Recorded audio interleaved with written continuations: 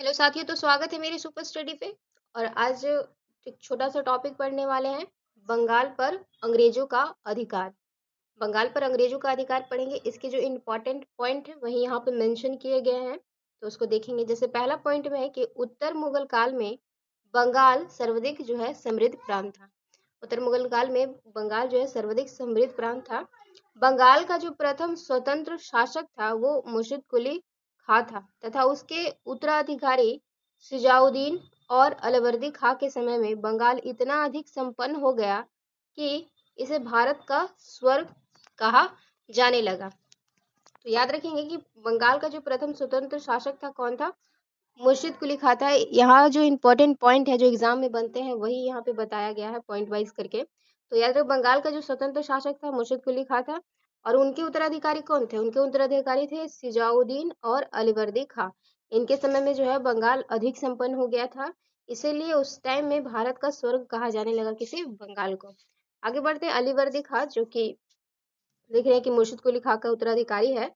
अलीवर्दी खां ने यूरोपियों की तुलना जो है मधुमक्खियों से करते हुए कहा है कि यदि उन्हें ना छेड़ा जाए तो वे शहद देंगी, और यदि उन्हें छेड़ा जाए तो वो काट काट कर मार डालेगी। ये बेहद इंपॉर्टेंट स्टेटमेंट है, और कई बार आप इसको एग्जाम में देखे होंगे। तो इस जो ये स्टेटमेंट है कि मधुमक्खियों की, यूरोपियों की जो तुलना है मधुमक्खियों से करते हुए कहा है, किसने कहा? तो अलीवर्दी खां ने कहा है। ये बिल्कुल याद रखेंगे। अलीवर्दी खां ने इस स्टेटमेंट को दिया था कि अगर उन्हें ना छेड़ा जाए तो सेहत देगी, और यदि छेड़ा जाए तो वो काट काट कर मार डालेगी। बेहद कई बार एग्जाम में पूछा जाता है। ये सारे इंपॉर्टेंट पॉइंट ही हैं यहाँ पे। तो देखते हैं और आगे बढ़ते हैं कि 10 अप्रैल जो है 1756 को सिराजुद्दौला बंगाल का नवाब बना। याद रखेंगे कि जो सिराजुद्दौला है वो 10 अप्रैल संतावन 1756 को बंगाल का नवाब बना सिराजुद्दौला। आगे बढ़ते हैं। सिराजुद्दौला के प्रतिद्वंदी और विरोधियों में प्रमुख थे पूर्णिया के नवाब शौकत जंग, सिराज की मौसी घसीटी बेगम तथा सेनापति मीर जाफर। जो सिराजुद्दौला है, जो कि बंगाल का नवाब बने हैं 1756 में।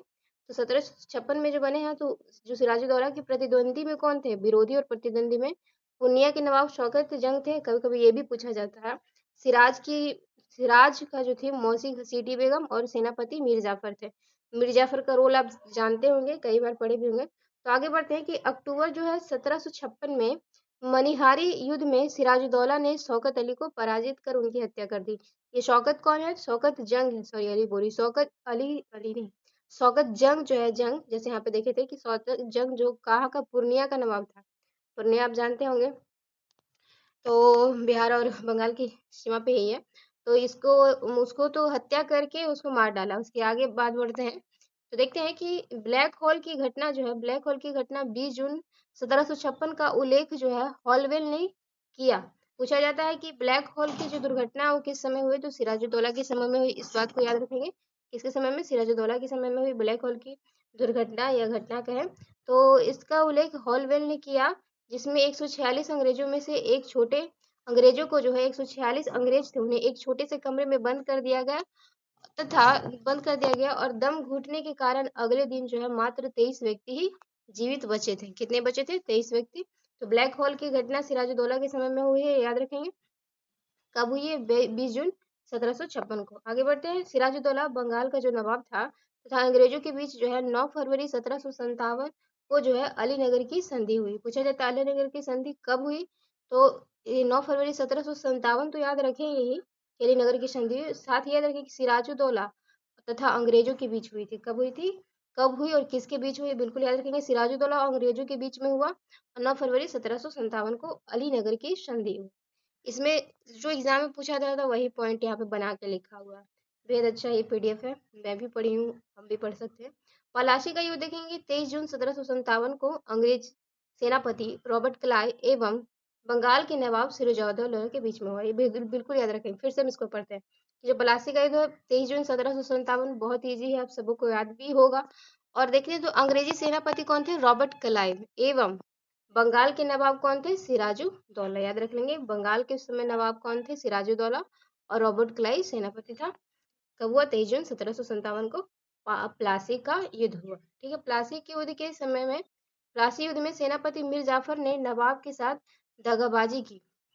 प्लासी का जब युद्ध हो रहा था उसी समय मीर जाफर जो सेनापति था किसका, सिराजुद्दौला का, वो क्या किया कि वो नवाब के साथ दगाबाजी की, जिससे प्रसन्न होकर ईस्ट इंडिया कंपनी ने मीर जाफर को बंगाल का नवाब बना दिया और मीर जाफर को क्लाइव का गीदड़ कहा जाता है। तो ये याद रखेंगे कि जो मीर जाफर था सिराजुद्दौला का सेनापति, उस दगाबाजी किया, और जो दगाबाजी किया उससे जो ईस्ट इंडिया कंपनी ने क्या किया कि मीर जाफर को अब क्या किया, बंगाल का नवाब बना दिया। और मीर जाफर को जो है क्लाइव का गीदड़ कहा जाता था, क्योंकि वो लोग क्लाइव का गीदड़, क्योंकि क्लाइव का गीदड़ इसलिए क्योंकि क्लाइव का बात माना, जो ईस्ट इंडिया कंपनी का प्रमुख था उस समय लॉर्ड क्लाइव था ना, इसीलिए उसे क्लाइव का गीदड़ कहा गया है। पूछा हुआ क्वेश्चन है। आगे बढ़ते हैं, सारे इंपॉर्टेंट फैक्ट ही दिए हुए हैं। तो देखते हैं, प्लासी की युद्ध के बाद कंपनी को जो है 24 परगनों की जिम्मेदारी जो है वो प्राप्त हो गई थी। जब प्लासी का युद्ध हो गया 24 परगनों का जिम्मेदारी जो है वो प्राप्त हो गई थी। फिर देखते हैं, नवाब मीर जाफर को अंग्रेजों ने जो है 1760 में हटाकर उसके दामाद मीर कासिम को बंगाल का नवाब बना दिया। तो याद रखेंगे कि मीर जो जाफर है, कासिम उसका दामाद है, मीर कासिम जो है मीर जाफर का दामाद है। पर देखिए, मीर जाफर को अंग्रेजों ने यानी ईस्ट इंडियन कंपनी ने उस समय नवाब बनाया था। तो उस समय नवाब बनाया, पर अंग्रेज जब 1760 की बात आती है तो उन्हें हटाकर 1760 में उसके दामाद थे मीर कासिम को बंगाल का जो है वो नवाब बना दिया गया। तो ये पूछा हुआ क्वेश्चन है कि 1760 में उस समय कौन मतलब गवर्नर जनरल था, तो ये सॉरी गवर्नर जनरल कौन नवाब था, तो मीर कासिम मारेंगे, यानी कि मीर जाफर नहीं, मीर कासिम रहता है 1760 में, फिर 3 साल बाद या 4 साल बाद जो है फिर से मीर जाफर बन जाता है। तो 1760 में याद रखेंगे मीर कासिम, पूछा हुआ क्वेश्चन है। मैं ऐसे कई क्वेश्चनों को देख चुकी हूँ इसलिए बताती हूँ। तो देखते हैं कि मीर कासिम ने अपनी राजधानी को मुर्शिदाबाद से मुंगेर हस्तांतरित कर दिया। मीर कासिम जो नवाब बना था उसने अपनी राजधानी को मुर्शिदाबाद यानी बंगाल से मुंगेर, बिहार के मुंगेर में हस्तांतरित कर दिया था। फिर आगे बढ़ते हैं कि बक्सर का युद्ध देखेंगे कि 1764 में अंग्रेजों एवं मीर कासिम के बीच में हुआ था। याद रखेंगे कब हुआ, 1764 में हुआ जो बक्सर का, जिसमें अंग्रेजों और मीर कासिम के बीच हुआ। जिसमें देखेंगे मीर कासिम का साथ कौन कौन दिया था, अवध का नवाब था सुजाउदौला, और मुगल सम्राट था शाह आलम द्वितीय ने दिया था। तो 3 गुट लड़ा था बक्सर के युद्ध में, जो कि 1764 में हुआ। और अंग्रेज एक तरफ थे मीर कासिम के साथ था अवध का नवाब सुजाउदौला, और मुगल सम्राट शाह आलम द्वितीय था। तो याद रख लेंगे, बक्सर के युद्ध के समय की एक घटना है, बातें हैं। फिर देखते हैं कि बक्सर के युद्ध में अंग्रेजी की सेना का नेतृत्व हेक्टर मुनरो करे थे। बेहद इंपॉर्टेंट पॉइंट है और कई बार एग्जाम में पूछा जाता है। तो याद रखें कि बक्सर के युद्ध में अंग्रेज जो सेना थी उसका नेतृत्व हेक्टर मुनरो ने किया था। आगे बढ़ते हैं कि बक्सर के युद्ध के बाद पुनः मीर कासिम की जगह जो है, बक्सर के युद्ध के बाद पुनः मीर कासिम की जगह मीर जाफर को बंगाल का नवाब बना दिया गया। मैंने कहा ना कि वो 3 से 4 साल ही रहता है, जैसे कि 1760 में बना था ना, तो 1763 के बाद जो है फिर से बक्सर का युद्ध जब हो जाता है तो पुनः जो है मीर कासिम की जगह मीर जाफर को बंगाल का नवाब बना देता है। तो पूछा भी जाता है कि 1764 में बक्सर का युद्ध हुआ उस समय मतलब बंगाल का नवाब कौन था, तो उस समय आप मीर जाफर को मारेंगे, मीर कासिम हट जाता है। तो ये याद रख लेंगे। फिर देखते हैं कि मुगल बादशाह शाह आलम द्वितीय जो कि 1759 से 1806 के बीच में है, मुगल बादशाह शाह आलम द्वितीय के साथ रॉबर्ट क्लाई ने जो है इलाहाबाद की प्रथम संधि रॉबर्ट क्लाई ने इलाहाबाद की प्रथम संधि की कब, तो 12 अगस्त 1765 को। याद रखेंगे, अलीनगर की भी संधि आप याद रखेंगे। और ये है इलाहाबाद की संधि। अलग अलीनगर की संधि कब हुई थी आप कमेंट्स कर सकते हैं, तो जरूर कीजिए। तो आप कमेंट बॉक्स में लिख सकते हैं कि कब अलीनगर की संधि हुई है। पर फिलहाल हम यहाँ याद रखते हैं कि मुगल बादशाह शाह आलम द्वितीय के साथ रॉबर्ट क्लाइव ने इलाहाबाद का प्रथम संधि किया 12 अगस्त 1765 को। ठीक है, रॉबर्ट क्लाइव ने जुलाई 1765 में अवध के नवाब सिजाउदौला के साथ इलाहाबाद की संधि की। तो ये याद हो जाएगा, इलाहाबाद की संधि के कौन कौन थे उस समय, रॉबर्ट क्लाइव थे, जुलाई 1765 में हुआ, और उस समय अवध के नवाब सुजाउदौला के साथ भी इलाहाबाद की संधि की गई थी। और रुकिए थोड़ा सा और समझते हैं इसको, कहीं कंफ्यूजन ना हो जाए। जैसे कि मुगल बादशाह शाह आलम द्वितीय के साथ रॉबर्ट क्लाइव ने इलाहाबाद की प्रथम संधि की, कब की, तो 15 अगस्त 1765 को की। फिर देखते हैं कि रॉबर्ट गुलाय ने जुलाई जो है यानी कि इससे जुलाई 1765 में अवध के नवाब सिजाउद्दौला के साथ भी इलाहाबाद की संधि की, तो याद रखेंगे इसको। फिर देखते हैं कि मीर मीर जो है नवाब मीर जाफर की मृत्यु जो है वो कब हो गई, 5 जनवरी 1765 को जो है मीर जाफर की मृत्यु होगी, नवाब मीर जाफर की मृत्यु होगी 1765 में वो मर गया। फिर आगे देखते हैं कि केएम पनिकर के अनुसार पलासी का युद्ध एक सौदा था।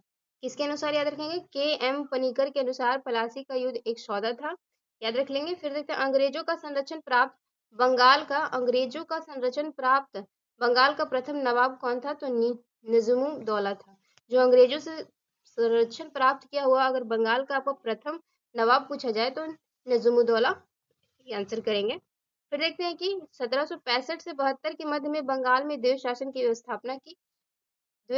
व्यवस्था की शुरुआत हुई, जिसके जनक जो है लियोन्स कासिन्स थे।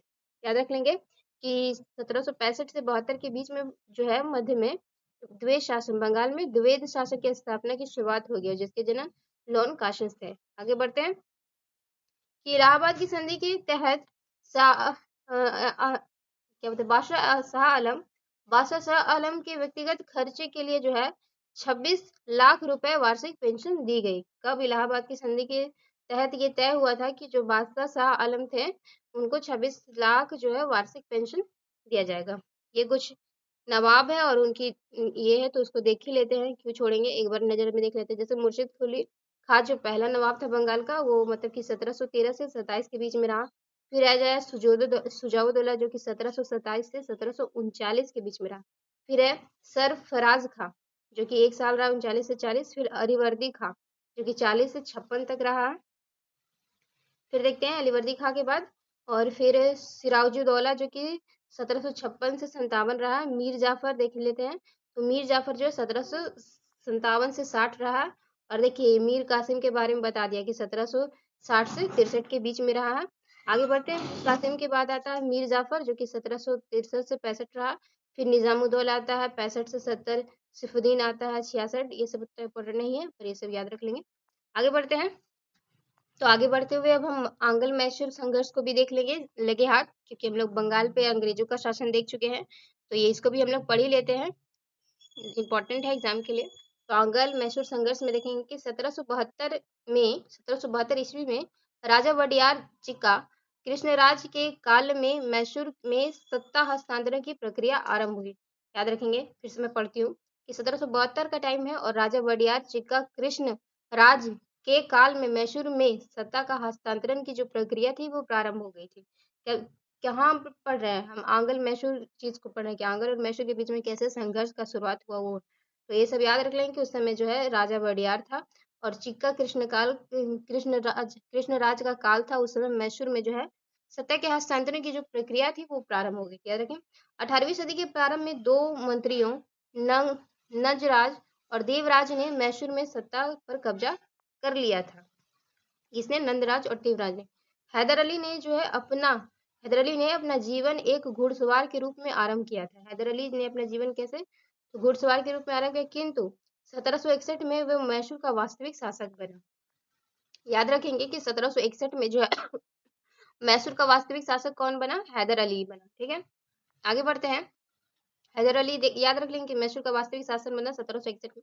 फिर अगला पॉइंट की फ्रांसीसियों की सहायता से जो है हैदर अली ने डिंडीगुल में एक जो है वो शस्त्रागार का स्थापना किया। ये बेहद इंपॉर्टेंट पॉइंट है, कई बार पूछा जाता है कि फ्रांसीसियों की सहायता से हैदर अली ने डिंडीगुल में एक जो है शस्त्रागार की स्थापना की थी। किसने की थी, तो हैदर अली ने की थी। कहाँ की थी, तो डिंडीगुल में की थी और फ्रांसीसियों की सहायता से की थी। शस्त्रागार याद रखें।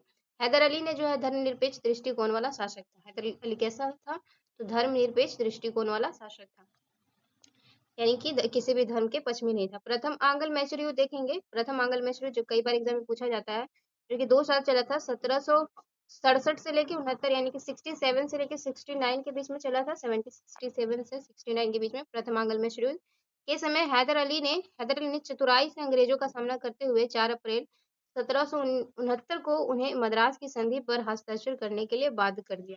तो इससे हम याद क्या रख लेंगे कि जो प्रथम आंग्ल मैसूर युद्ध हुआ है वो हैदर अली और अंग्रेजों के मध्य में हुआ, ये याद रख लेंगे। और 69 में उसकी समाप्ति हुई। समाप्ति कैसे होती है, तो मद्रास की मद्रास की संधि से। पूछा जाता है कि किस संधि से प्रथम आंग्ल मैसूर युद्ध की समाप्ति हुई, तो मद्रास की संधि से। ठीक है, मद्रास की संधि से ये याद रखेंगे। यहाँ पे तो ये लिखा हुआ है कि मद्रास की संधि पर हस्ताक्षर करने के लिए बात किया। वही बात है कि याद रख लेंगे, जो प्रथम आंग्ल मैसूर समाप्त हुआ है मद्रास की संधि से समाप्त हुआ है। सॉरी, तो जो प्रथम आंग्ल मैसूर युद्ध हुआ है वो मद्रास की संधि से हुआ, और हैदर अली और चतुराई से मतलब अंग्रेजों का सामना करते हुए, यानी कि अंग्रेजों और हैदर अली के बीच में प्रथम आंग्ल मैसूर हुआ, इतना याद रखेंगे। और 1769 में खत्म होता है और मद्रास की संधि से खत्म होता है। आगे बढ़ते हैं, द्वितीय आंग्ल मैसूर युद्ध देखते हैं। तो देखते हैं कि द्वितीय आंग्ल मैसूर युद्ध जो है, द्वितीय आंग्ल मैसूर युद्ध के समय में हैदर अली ने ब्रिटिश कंपनी के विरुद्ध निजाम एवं मराठों से मिलकर संयुक्त मोर्चा तैयार किया। इस दौरान हैदर अली ने अंग्रेज करबन बेली को हराकर कर्नाटका की राजधानी जो है अर्काट पर अधिकार कर लिया। कहने का मतलब ये है कि जब द्वितीय आंग्ल मैसूर युद्ध होता है, उस समय द्वितीय आंग्ल मैसूर युद्ध जब होता है, तो उस समय क्या करता है कि हैदर अली जो है वो ब्रिटिश कंपनी के विरुद्ध जो है ब्रिटिश कंपनी के विरुद्ध निजाम तथा मराठों से मिलकर एक संयुक्त मोर्चा तैयार करता है। यानी कि हैदर अली के साथ अब कौन है, निजाम और मराठे हैं, वो मिलकर मोर्चा कर रहे हैं। इस दौरान क्या होता है कि इस दौरान हैदर अली ने अंग्रेजों के कर्नल बेली को हराकर कर्नाटका की राजधानी अर्काट पर अधिकार कर लिया। ये बिल्कुल याद रखेंगे कि द्वितीय आंग्ल मैसूर युद्ध के समय में अंग्रेजों का जो था वो कर्नल बेली को हराया गया था। कई बार क्वेश्चन पूछा हुआ है, ये इंटरनल क्वेश्चन है, कई नहीं पॉइंट करते पर आप पॉइंट करेंगे। कर्नल बेली को हराया गया था और राजधानी जो थी कर्नाटका की अर्काट पर जो है वो नियंत्रण किया गया था। चलिए ये इसको भी देख लेते हैं, ये दिया हुआ पूरा चार्ट। तो देखिए आंग्ल मैसूर युद्ध में जैसे कि प्रथम आंग्ल मैसूर युद्ध हुआ है 67 से 69, प्रथम आंग्ल मैसूर युद्ध मद्रास की संधि। दूसरा हुआ जो 80 से 84 हुआ, 1780 से 84 वारिंग हेस्टिंग के समय में। और द्वितीय आंग्ल मैसूर युद्ध हुआ और मंगलूर की संधि हुई है। किसकी संधि हुई, मंगलूर की संधि हुई, वारिंग हेस्टिंग। देखिए द्वितीय आंग्ल मैसूर युद्ध मंगलूर की संधि।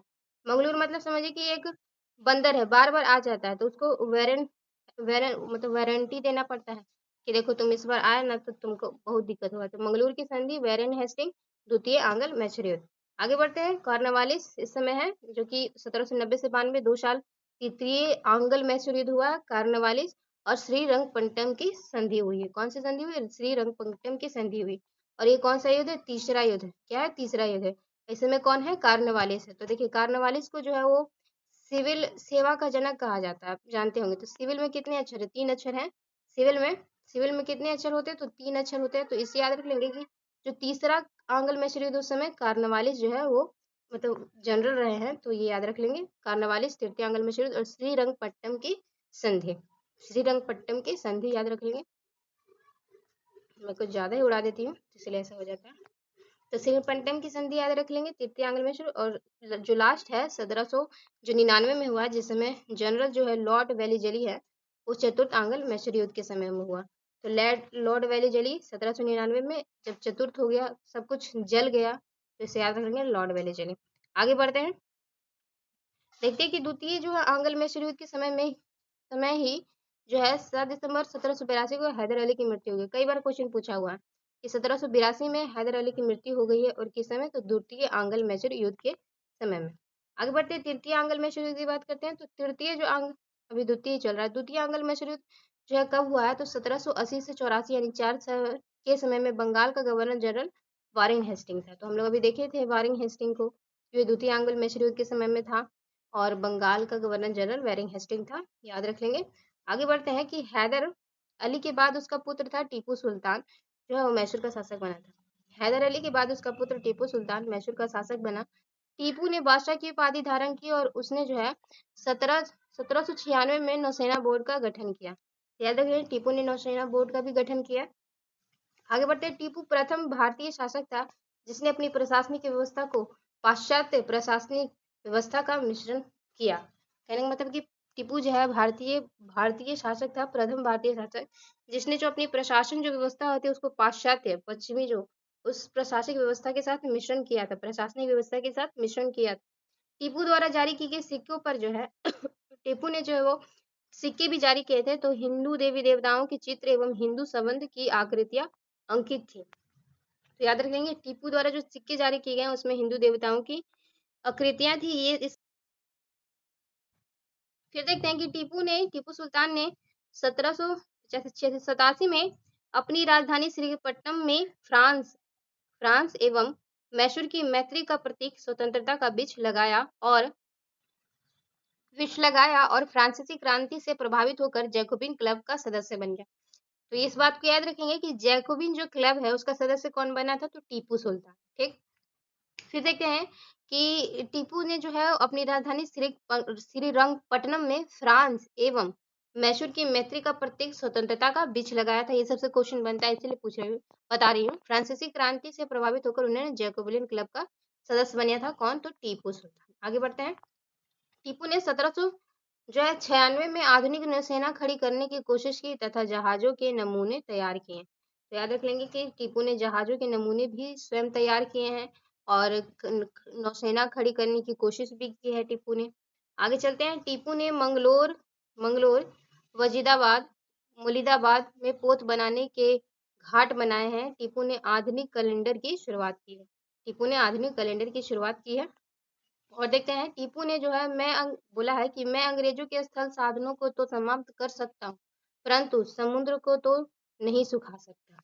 ये टीपू का स्टेटमेंट याद रख लेंगे कि अंग्रेजों के स्थल साधनों को तो समाप्त कर सकता हूँ, परंतु समुद्र को तो नहीं सुखा सकता। कहीं कहीं स्टेटमेंट भी पूछा रहता है, याद रखेंगे। फिर देखते हैं कि 4 मई जब 1799 में चतुर्थ आंग्ल मैसूर युद्ध लड़ते हुए टीपू जो है श्रीरंगपट्टनम की दुर्ग के पास शहीद हो गया।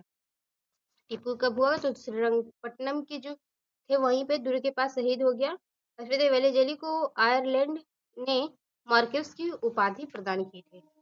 ये इतना इम्पोर्टेंट नहीं है ये सब ये है, तो ये तो नहीं पूछा जाता है, पर जो इतना इम्पोर्टेंट था मैंने बता दिया। अच्छा लगे तो सेशन को जरूर लाइक कर दीजिएगा। हम लोग कहाँ से पढ़े, तो हम लोग बंगाल पर, अंग्रेजों का जो बंगाल पर अधिकार था यहाँ से पढ़ते हुए पूरा टीपू आंग्ल मैसूर संघर्ष को भी समाप्त किए। अगर इस तरह से किसी भी टॉपिक पे आपको पढ़ना है तो जरूर बताइए। सेशन को लाइक कर दीजिएगा साथियों। थैंक